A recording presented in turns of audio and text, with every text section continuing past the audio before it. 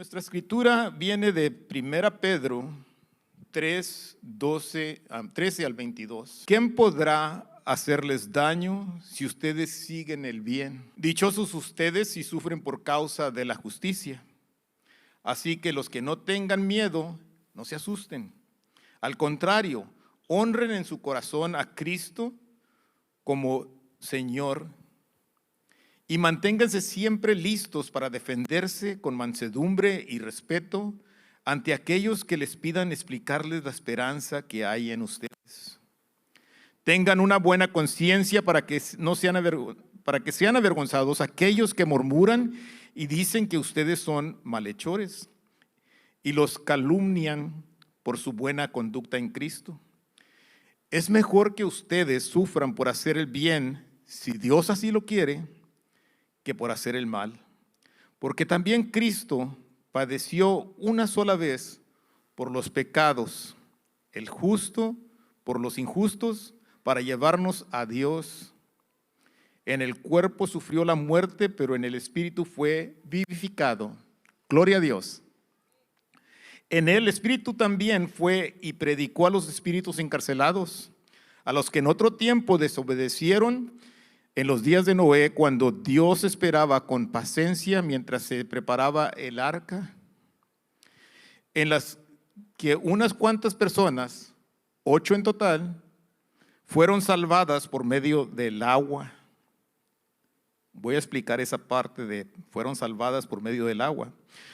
Todo esto es símbolo del bautismo, el cual no consiste en lavar las impurezas del cuerpo, sino el compromiso ante Dios de tener una buena conciencia, que ahora nos salva por la resurrección de Jesucristo, quien subió al cielo y está a la derecha de Dios, y a quien están sujetos los ángeles, las autoridades y las potestades.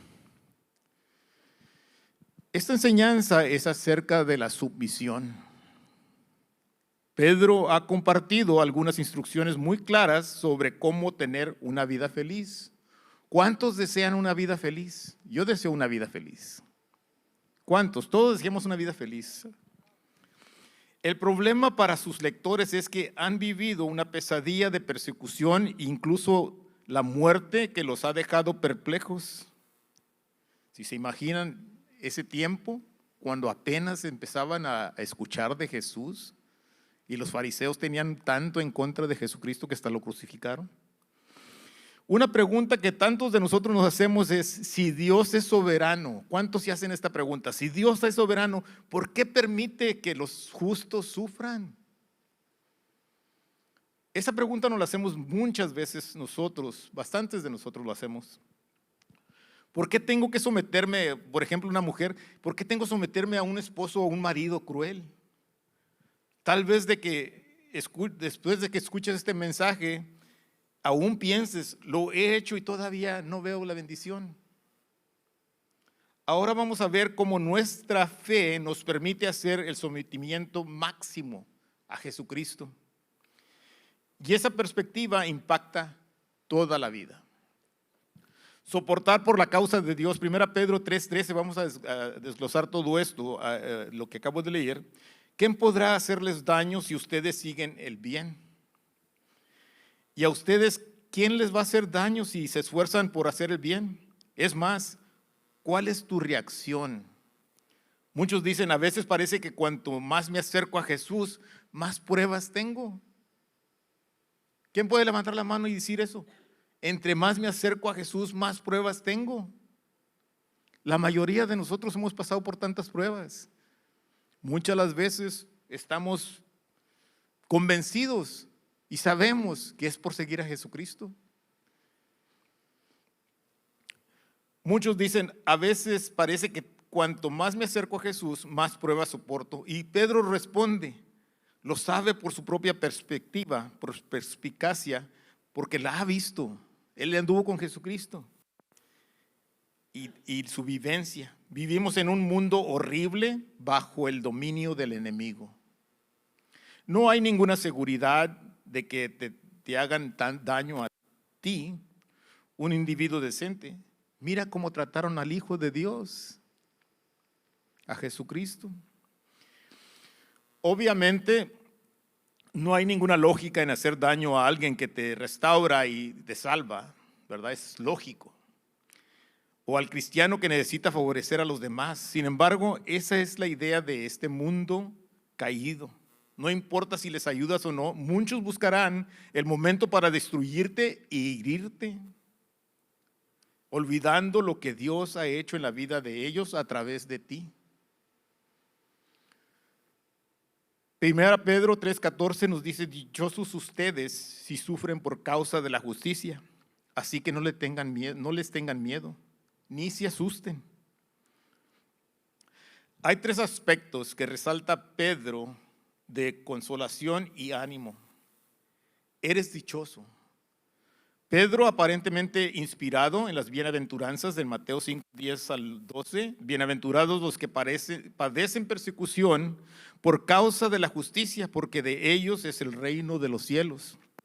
Bienaventurados serán ustedes cuando por mi causa los insulten y persigan y mientan y digan contra ustedes toda clase de mal. Gócense y alégrense, porque en los cielos ya tienen ustedes un gran galardón. Ya tienen su premio, ya tienen su recompensa. Pues así persiguieron a los profetas que vivieron antes que ustedes. Dios lo sabe todo. Confía en Él para tu aprobación y tu premio. No debemos de temer lo que los que no son salvos temen. Nosotros no debemos de temer. No temas a nadie. Dios quiere eliminar todo miedo de nuestras almas. Esto se refleja en la afirmación de Isaías, que nos da un punto de vista muy acertado sobre la voluntad de Dios. La voluntad de Dios en Isaías 8:11-15 nos dice: ciertamente el Señor me habló con firmeza y me dio instrucciones de no ir por el camino de este pueblo. Me dijo así: no llamen ustedes conspiración a todos los que este pueblo llama conspiración. No tengan miedo ni teman lo que ellos temen. Santifiquen al Señor de los ejércitos y solo a Él. Que Él sea para ustedes la única razón de su temor. O sea, nada más a Dios debemos de temer. Hagan de Él un santuario, pero para las dos casas de Israel será una piedra de tropiezo que los hará caer, y para los habitantes de Jerusalén les será una trampa, una red. Muchos de ellos tropezarán y caerán y serán destrozados y se enredarán y quedarán apresados.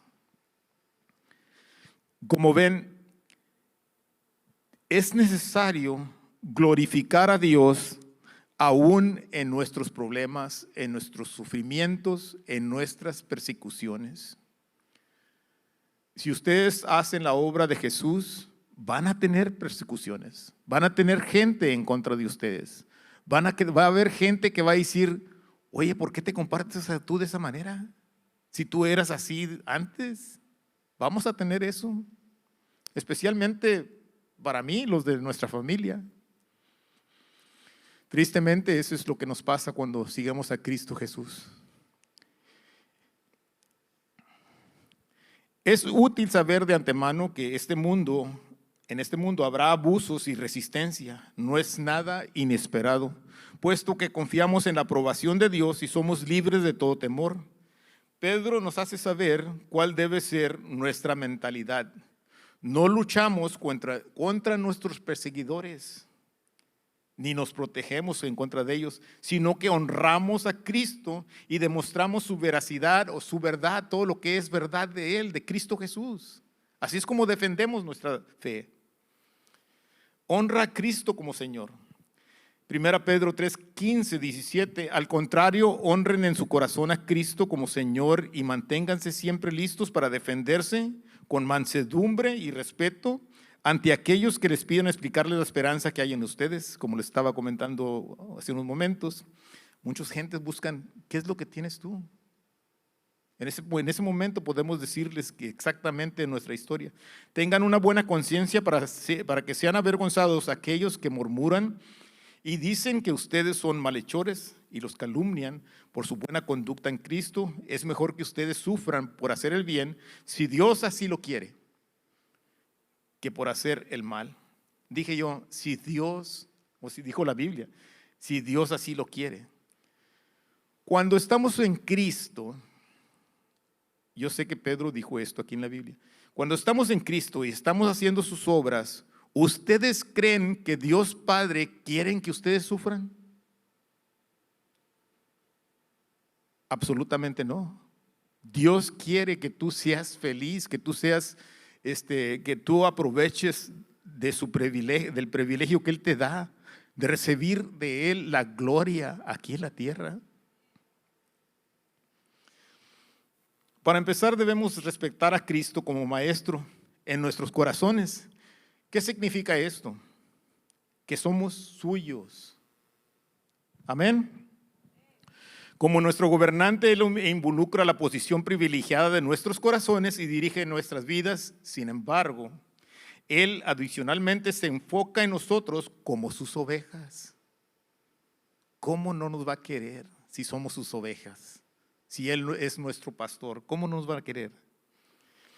Cristo es nuestro compañero, pero también es nuestro soberano y debemos honrarle y respetarle siempre. En el momento en el que Él dirige nuestras acciones y sentimientos, nada de lo que viene del enemigo nos moverá. Amén. We will not be shaken. Nada nos va a mover. Obedecer las autoridades de este mundo es significativo. Sin embargo, obedecer al señorío de Jesús nos capacita para vencer todas las pruebas y obstáculos de esta vida.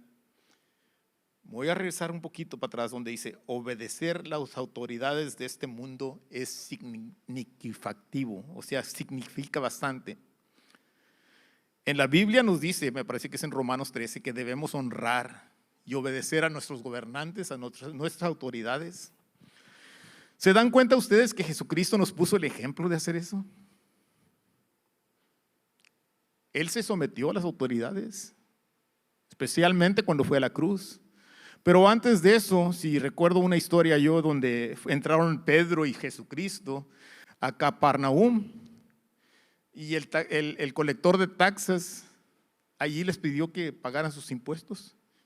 Y Jesús mandó a Pedro para que fuera extrayera una moneda de un pescado, que fuera a pescar un pescado y le extrayera la moneda para pagar los impuestos.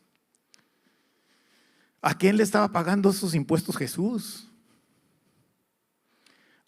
Al gobierno más corrupto que hubo en ese entonces y que hasta aún sigue siendo, porque lo crucificaron. Era el imperio romano. ¿Qué ejemplo tan grande nos dio Jesucristo para ser obedientes a las autoridades aquí en la tierra? ¿Se imaginan?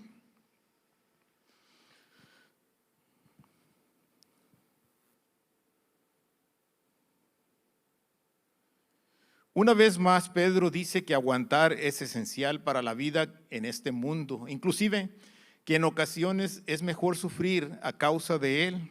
El sufrir no quiere decir que estás haciendo el mal, sino que estás en la voluntad de Dios y en ocasiones ese es el precio. Al extremo que Pedro llega y nos muestra aquí es que debemos amar continuamente a nuestros adversarios y pedir a Dios por ellos. Que no nos ocultemos en medio de una congregación, ni nos apartemos del mundo para protegernos de sus ridículos asaltos.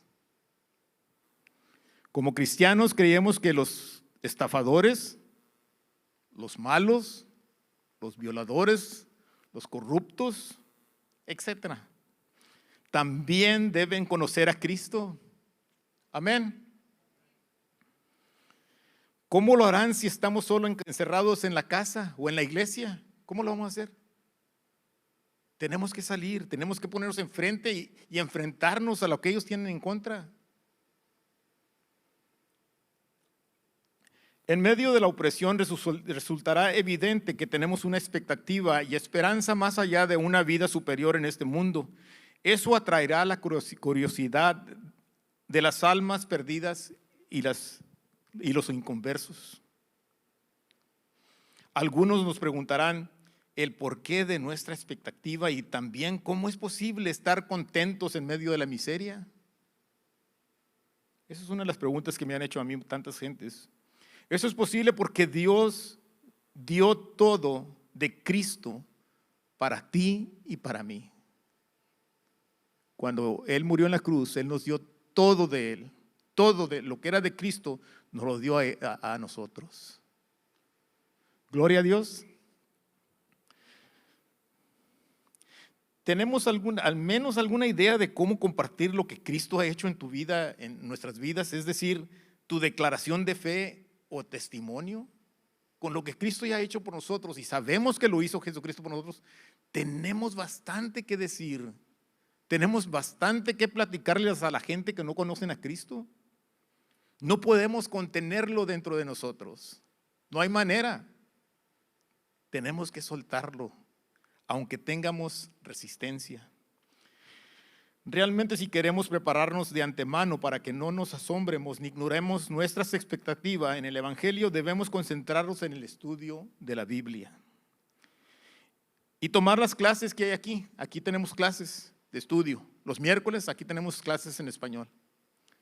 No siempre tenemos las ganas de evangelizar, pero las palabras son muy claras, siempre y a todos. Tenemos eso a nuestra disposición. Hazlo con ternura, humildad, sumisión y consideración. Parece abnormal que Pedro necesite incorporar eso. No debemos hablar generalmente con ternura y consideración. Sin conocer a Cristo, hay personas que no conocen a Cristo, sin embargo hablan con ternura y consideración. Más nosotros que somos cristianos.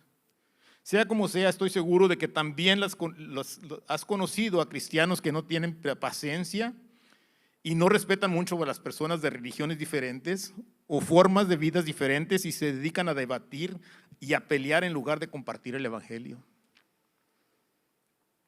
Siempre mantén la conciencia limpia en el trato con la gente del mundo. Habrá individuos que te critiquen tu conducta apropiada. El objetivo es crear una falsedad para deshonrarte. ¿Cuántos aquí han experimentado a alguien que te levante una falsedad para deshonrarte, para que no te crean? ¿Qué fue lo que hicieron los fariseos con Cristo? 1 Pedro 3:18. Porque también Cristo padeció una sola vez por los pecados, el justo por los injustos, para llevarnos a Dios. En el cuerpo sufrió la muerte, pero el espíritu fue vivificado.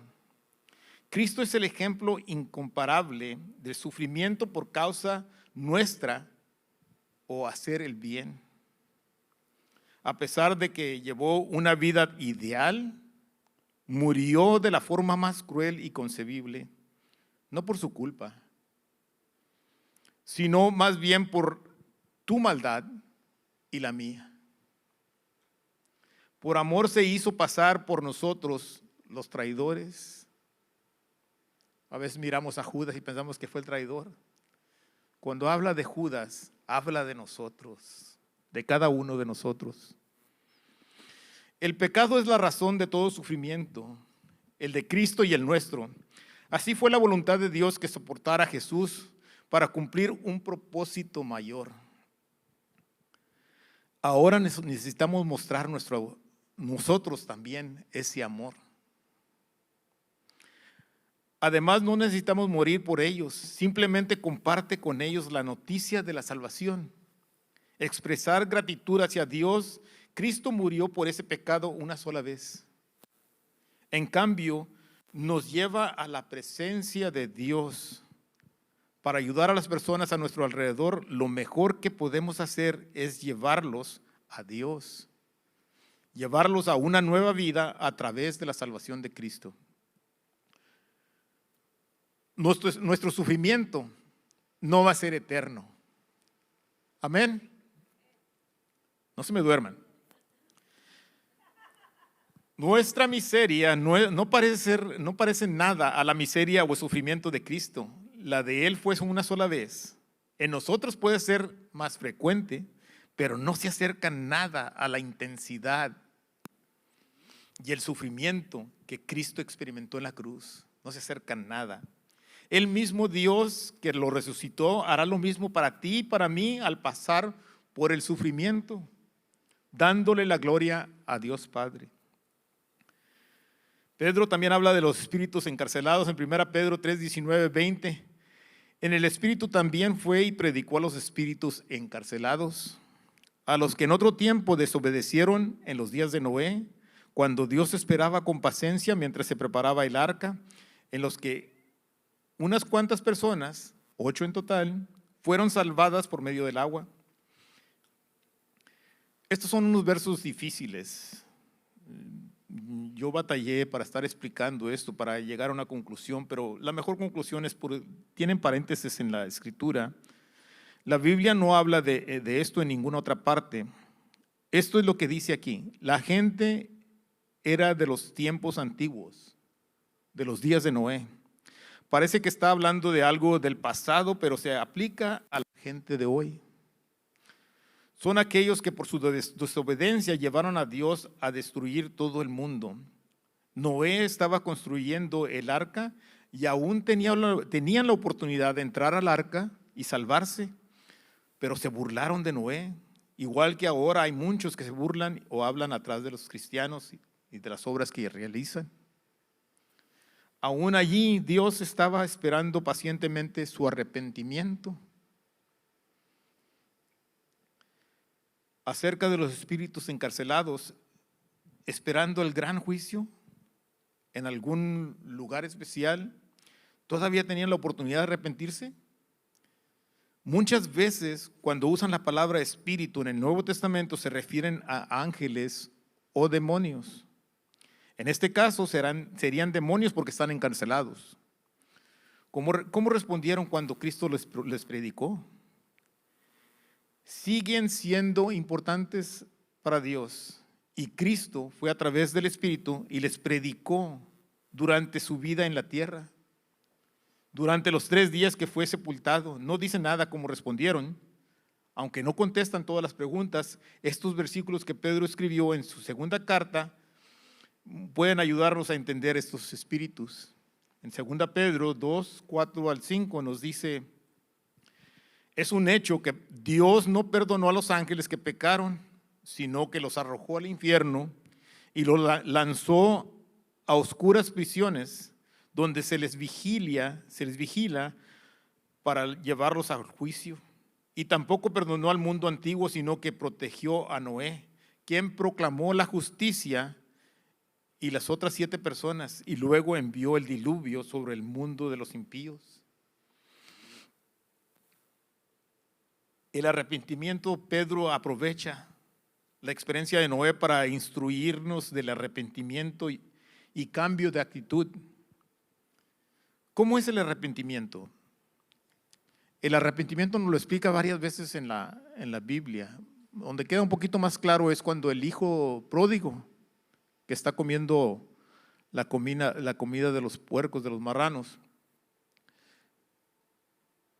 se le enciende la luz en su mente y dice: los siervos en la casa de mi padre comen mejor que lo que yo estoy comiendo aquí. ¿Qué es lo que quiere decir arrepentimiento? Es un cambio de mente, un cambio de nuestra memoria, de nuestra mente. La palabra griega es metanoia, cambio de mente. Cuando uno cambia su mente, cambia de dirección, ya no va a seguir igual. Cuando uno aplica ese cambio de mente, entonces Dios Padre entra y cambia nuestro corazón. Nosotros no podemos cambiar nuestro corazón. Podemos decir: mi corazón me dijo, mi corazón me dirige de esta manera. Si estás pensando de esa manera, no conoces a Dios. Dios es el que cambia corazones. Nosotros cambiamos nuestra mente, nuestra manera de pensar, y Dios cambia el corazón. Ese es el arrepentimiento.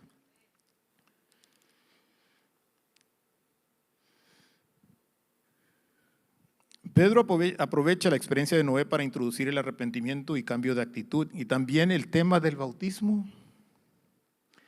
Hay varias cosas en el Antiguo Testamento que son tipos y símbolos de realidades en el Nuevo Pacto. Es una imagen. Cristo sería el arca que lo salva.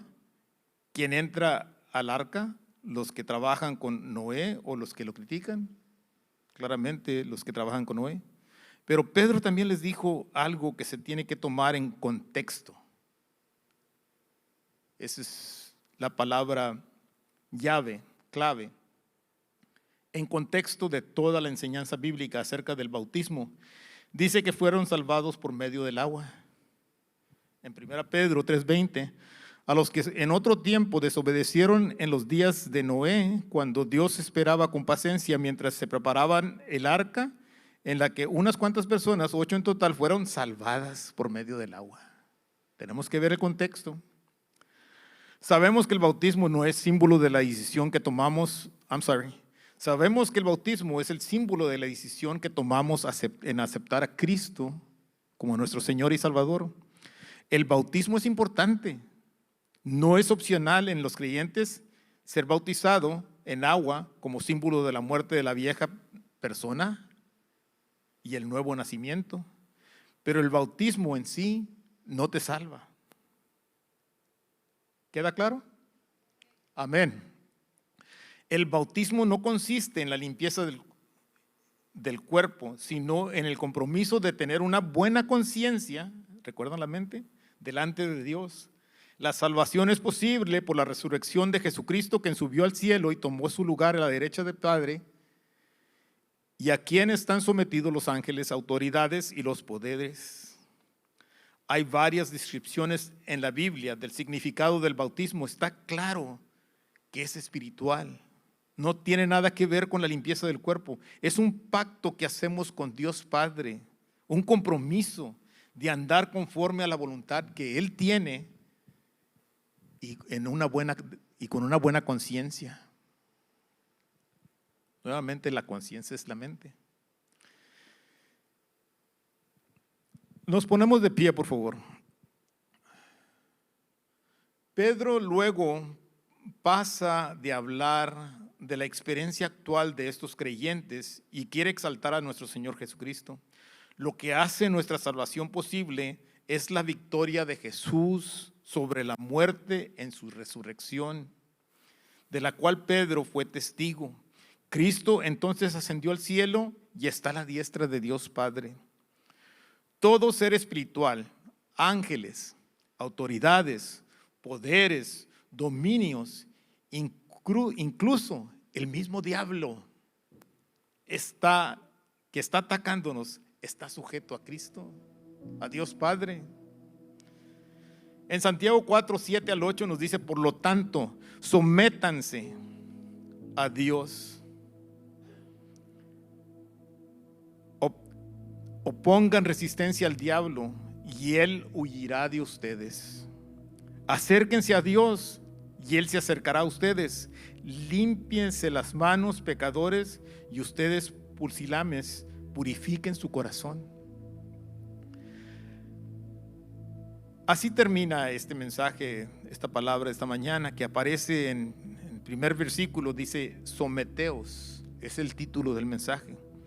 Esa es la realidad en el cielo. Esa realidad en el cielo debe ser realizada para nosotros, y nosotros debemos someternos a toda autoridad en la tierra. Padre Celestial, gracias por tu fidelidad.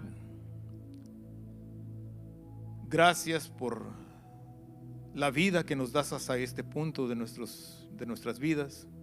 Muchos de nosotros vinimos con corazones atribulados, pero todos nuestros temores y ansiedades han desaparecido. Señor, queremos agradecerte porque es a través de tu palabra que hemos encontrado la libertad que hemos estado anhelando toda esta semana. Al salir de esta iglesia, ayúdanos a continuar caminando en la paz que sobrepasa todo entendimiento.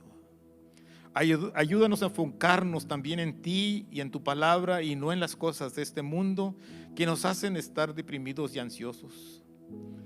Padre, elimina cualquier forma de destrucción del enemigo, cualquier forma de destrucción que viene del enemigo, que haya puesto delante de nosotros para robar tu palabra de nuestros corazones, y ayúdanos a rendir 100 veces, 60 veces y 30 veces. En el nombre de Cristo Jesús te lo pedimos. Amén. Por favor, tomen la mano de alguien ahí cerca de ustedes y díganle: Cristo te ama y yo también. Ahora sigan estas palabras tras de mí. Que el Señor te bendiga y te cuide. Que el Señor haga resplandecer su rostro sobre ti y tenga de ti misericordia. Que el Señor alce su rostro sobre ti y ponga en ti su paz. Amén. Si hay alguien aquí que desee oración, que quiera reconciliarse nuevamente con Dios Padre, nuestros intercesores van a venir al frente, si me hacen favor, para hacer oraciones por ustedes. Recuerden, el arrepentimiento es cosa de nuestra cabeza, de nuestra mente. Gracias por estar con nosotros aquí esta mañana. Recuerden, nuestra misión continúa al salir de este lugar. Les deseo las bendiciones y el amor de Dios, que el amor de Dios abunde en cada uno de ustedes y sus familias. Que Dios los bendiga. Nos vemos hasta la próxima. Gracias. Un aplauso al Señor. Amén.